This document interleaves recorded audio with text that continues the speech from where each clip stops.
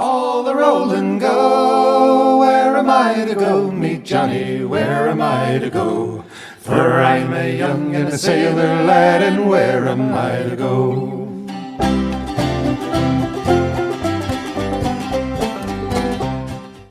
Hello, and thank you for joining us here at Where Am I to Go podcast. Before we start our show today, there's a couple things I would like to bring to your attention. First of all, we have a Facebook page where we post lots of pictures of places we've been and things that we've done, and also other little things that people might be interested in knowing. We also have an email address at whereamitigopodcast@gmail.com. If anybody has any ideas, suggestions, or thoughts about our program, please let us know. I'm more than interested in hearing comments, feedback, and that type of stuff, and it will also help to make a better show. And lastly, we are on Patreon. If anybody's interested in joining us there and helping us along with our adventures, we would be more than happy to have your assistance. Now, thanks again for joining us today, and let's get on with the show. Today we are in San Angelo, Texas, and we showed up at Fort Concho. And I guess that's kind of how San Angelo got started. We are here with Robert, and he is going to cover different aspects of this fort with us. And just from driving by, I am impressed. I love Fort Angelo. We just came in yesterday. Haven't ever been here before. We went to the Bordello Museum, and Mark over there was awesome. He said that we needed to come over here and check this out. And the grounds here are just spectacular. So, Mark, you're going to take us on a tour here, and starting off, you're going to tell us about the Springfield rifle. This is the model 1873 Springfield rifle. It was the one that was in use most of the time the Army was at Fort Concho. It's a very significant rifle in Army history for a couple of reasons. It's the first rifle that was standard issue that used a metallic cartridge. And the cartridge is the 4570 government cartridge. The cartridge and rifle were made for each other. Okay, now, while we're talking about this, 4570 designates 45 caliber bullet pushed by 70 grains of black powder. Okay, and 45 caliber is just shy of a half inch. Yes, it is. And 70 grains of black powder is approximately how much if you were going to put it in teaspoon size? That's a good question. A quarter teaspoon, best probably? I can tell you is there's 7,000 grains to a pound. Okay. So it's 1/100th of a pound of powder.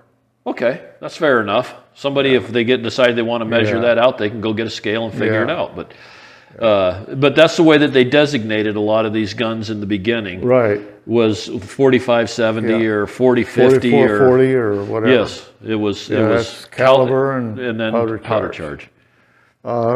Such a good cartridge that it's still being produced today, although it's not truly a 4570 because they don't use black powder. They use smokeless powder, so they use less. But there are modern rifles chambered for 4570. You can go to a sporting goods store and tell them I want a box of 4570s, and you got it, no problem. The other thing that made this unique was it was the first rifle standard issue. It was a breech loader.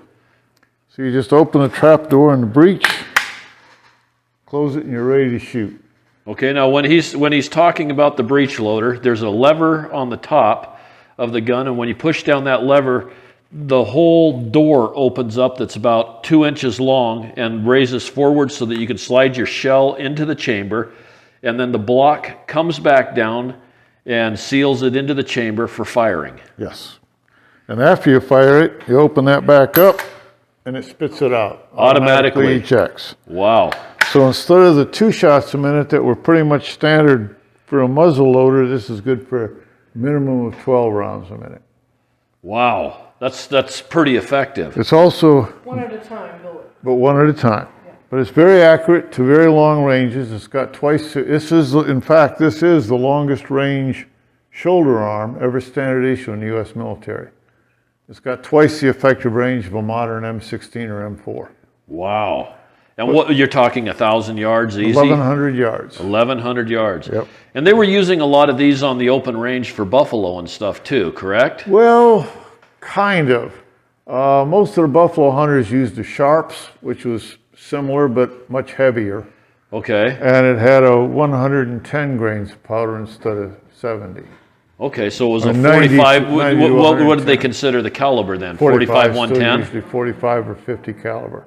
Okay, but they considered it what did they call it? A 45, 70, 45, 110? Yeah, 45 110 or a 45 90. Okay, Yeah. okay. But the Army chose this design because of reliability. This particular rifle was made in June of 1883. Okay. And I've owned it for 30 years. And it has never failed to fire when I asked it to. That's impressive. Yeah, It's a nice looking gun. it is. And then you have the bayonet for it also. Yes, indeed. And the bayonet is very long. It's about what, 20 18 inches? to 22 inches. Okay. Pretty much. And the reason they were so long was the bayonets were designed to intimidate horses. This was what kept cavalry off the infantry's backs. Okay. You'd fix bayonets and make a hedge of bayonets, and the horses would think, no, I'm not going there. No way. And if the horse leaves you alone, so does the rider. Okay. So the bayonet by this point is primarily psychological, and it works against horses, and it works pretty good against people. Huh. It's very I intimidating. never even would have thought about the horse intimidation factor. Yeah. Huh. Okay. Okay. So you want to hear more about the fort? We can Let's step outside, definitely or- take a walk around the fort and see what all's going on here Well, and get some yeah. of the history of the fort. And Can't really and what walk happened around here. it, but we'll take you outside and tell you what we've got. okay.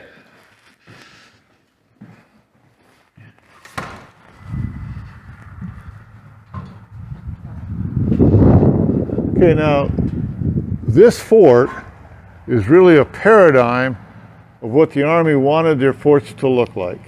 Okay. They didn't always for various reasons, but this is what they wanted. So there's a large parade ground. Very large. It's got to Very be large. what, about 3 4. football fields? Yeah, probably closer to 4.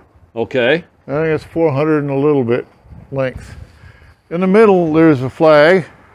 On one side, in this case, it's the south side there's a row of officers' houses, officers' quarters. And these houses are all very, very nice. Have they been Stone. restored or are They've they? been restored and maintained, but they're original structures. Okay, and they They've are not been stone. rebuilt. They've got shingled roofs. Yep. They've got pillars in the front that uprights. Some of them are 2-story. It looks like a lot of them Yeah. have kind of an upper bunker maybe in them, Well, more of an attic. an attic. But yeah, the 1 and 3 and 7, and 8 and 9 all have second stories. And they're beautiful, beautiful houses. When I was driving by, I was very pointing out nice. that these houses are really good looking. And then I'm looking around, I'm going, no, that's the fort. That's where we need to be. It is. And the reason they look so good yet is that they were, when this fort closed, the town did not dry up and blow away. Okay.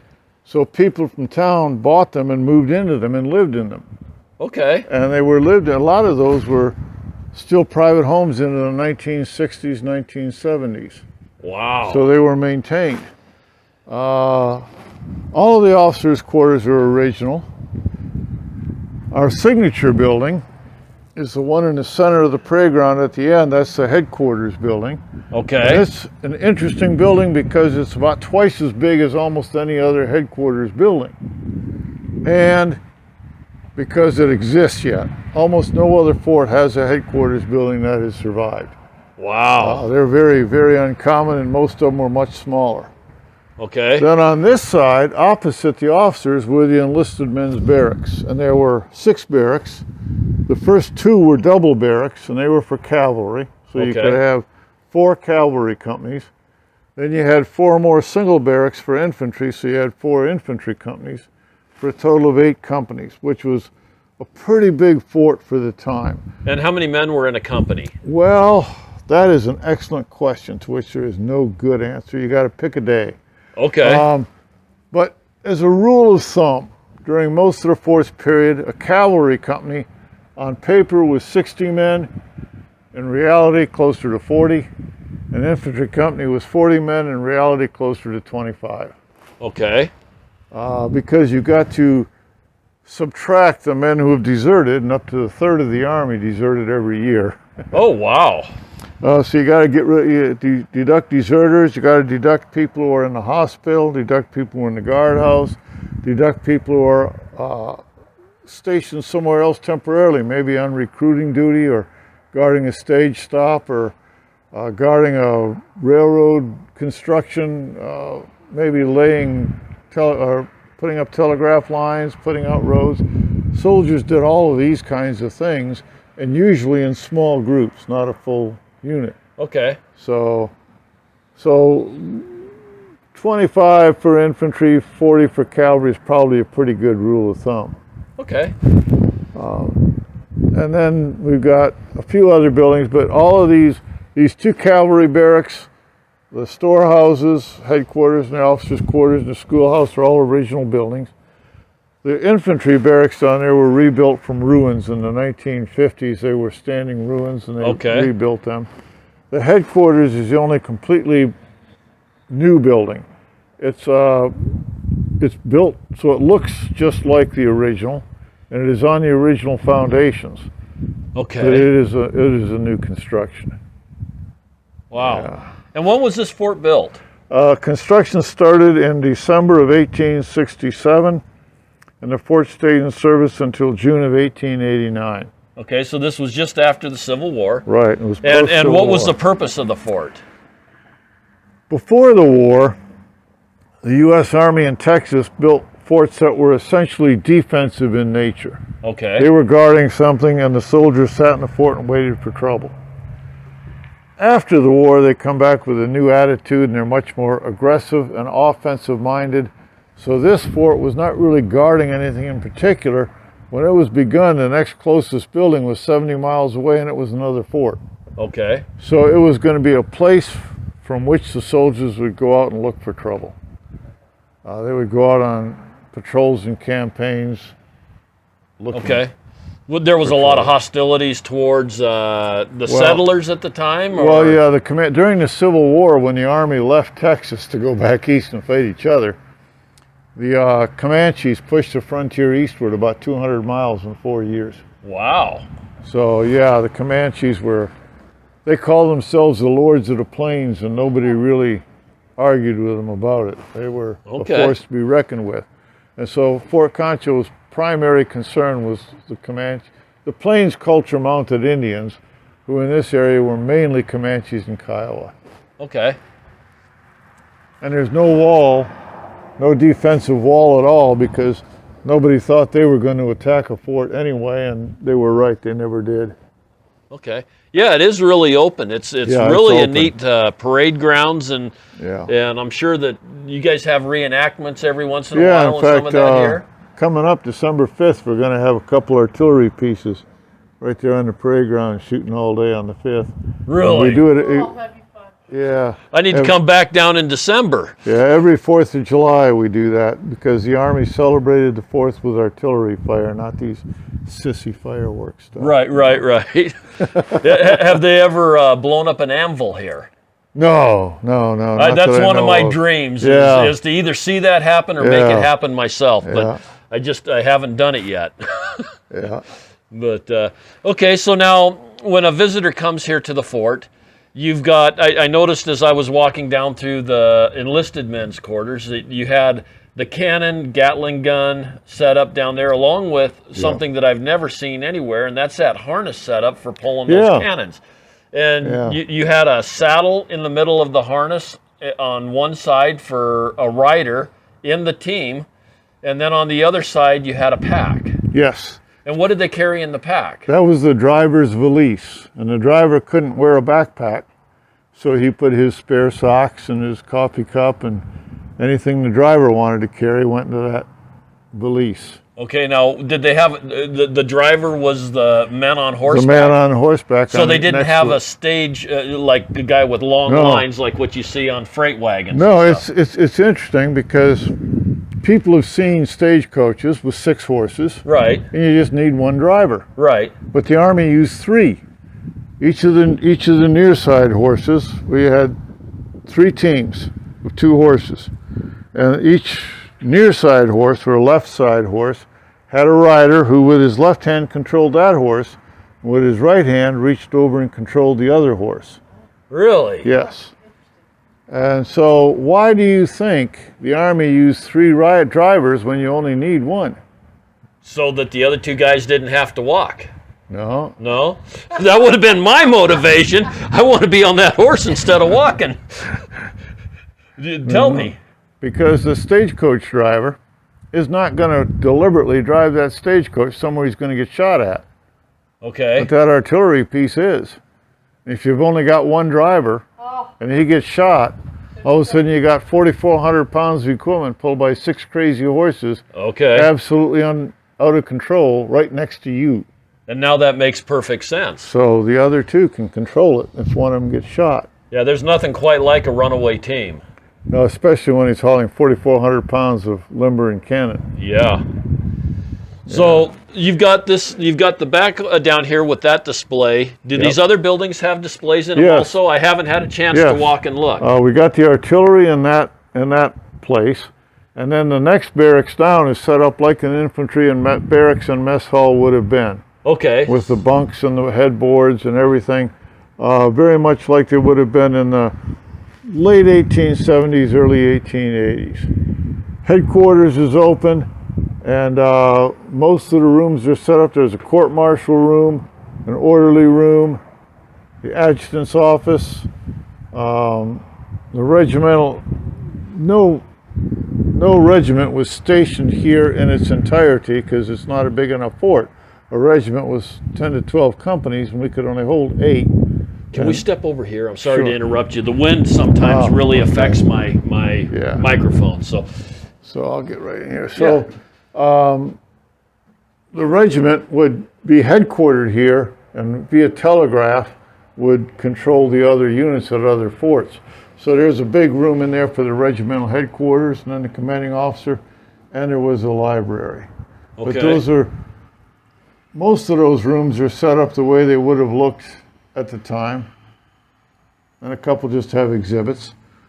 We've got exhibits in officers' quarters 3 for the way a young junior bachelor officer would have been. Okay. And an older married with family officer with his wife and tons of Victorian stuff. Cool. Okay. Next to it is an interesting one. It's the telephone museum, and it's just kind of a thing we do for the telephone pioneers, but it's got one of Graham Bell's first 5 telephones in there. Really? Along with several other phones. We don't have 6 open right now, but we're looking at getting into that. And then the schoolhouse chapel is open. It was a schoolhouse for officers' children during the day, a schoolhouse for enlisted men at night, and a chapel on Sundays. Okay, multi-purpose building. Multi-purpose. And then the hospital is set up. Well, the hospital is a neat shared thing because the North Ward is set up like a ward was. Okay. But the South Ward is the San Angelo Independent School District's library for the Fort Concho Elementary School, which is, as far as I know, the only elementary school in the country on National Historic Landmark grounds. Really? Yeah. Okay.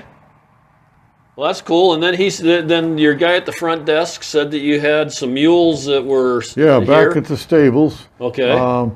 We've got several interesting wagons, an escort wagon, an ambulance wagon, a chuck wagon, and we've got currently 3 mules. I used to drive a team of mules. We had a team of mules when I worked here, and I got to drive a team of beautiful Belgian mules, and I'll tell you, I wouldn't give you $1 for a horse, but I love mules. Okay, the opinions are really strong both ways. Big. I mean, if I call you a mule, it's a compliment. Okay. Just don't stoop to the donkey part, huh? Yeah, and I won't call you an ass, but you know. Cool. Well, we're going to have to take a walk around here, take some pictures and look and see what all's here. Are you guys part of the state or? No, city is a city museum. This is a city museum. Yep. That is really cool, Yeah, but it that's is pretty a impressive. National Historic Landmark. National Historic Landmark, which is just a kind of an honorary thing, and it protects you in that people can't come in here and just tear buildings down or do anything like that, but it doesn't give you $1. Okay. It gives you no money at all. It's just Well, this is just an safety net. amazing place, and like I said, I'm really looking forward Yeah. to going and taking a look through the buildings and seeing what all is on display. I really appreciate you taking your time today You bet. and telling us about the fort, and I am excited to go see. Like I finish out all of my podcasts, the world is full of wonder. Everybody needs to get out and explore. There's things to see everywhere. And Indeed. everybody have a wonder-filled day. All the roll and go, where am I to go? Meet Johnny, where am I to go? For I'm a young and a sailor lad, and where am I to go?